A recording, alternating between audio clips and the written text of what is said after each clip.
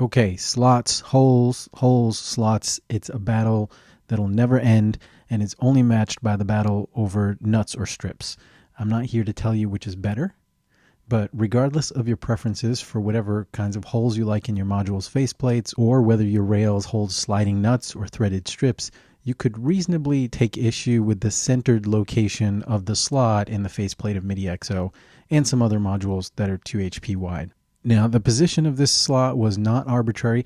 When I was designing the faceplate for MIDIXO, I actually based it on the only other 2 HP module that I had at the time, this Synthrotech passive mult. So this centered slot thing is not unheard of.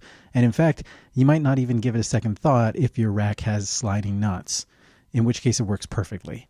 If you have threaded strips, however, you probably find that you're left with an unsightly gap between neighboring modules. So I wanted to post this video to let you know that there's an easy solution. Now, the gripes that people have with slotted nuts are real. You can end up not having them where you need them.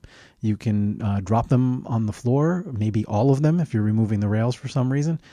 Plus, you have to move them around with a toothpick or screwdriver or something, and they rattle. So if you move your case or there's a lot of bass in the room, they just they're annoying. But I still like them, and a lot of people do. But honestly, there's a solution that should satisfy everyone, and that's to just take your threaded strips and cut them. Maybe once, twice, whatever. No rattling, no losing nuts on the floor or behind another module's faceplate, and it takes care of any gaps that might otherwise be there if you had one long strip. It's a good enough idea that people even sell them that way. Anyway, I hope that helps, and if we make another 2 HP size module, it probably will have a slot, but it won't be in the center.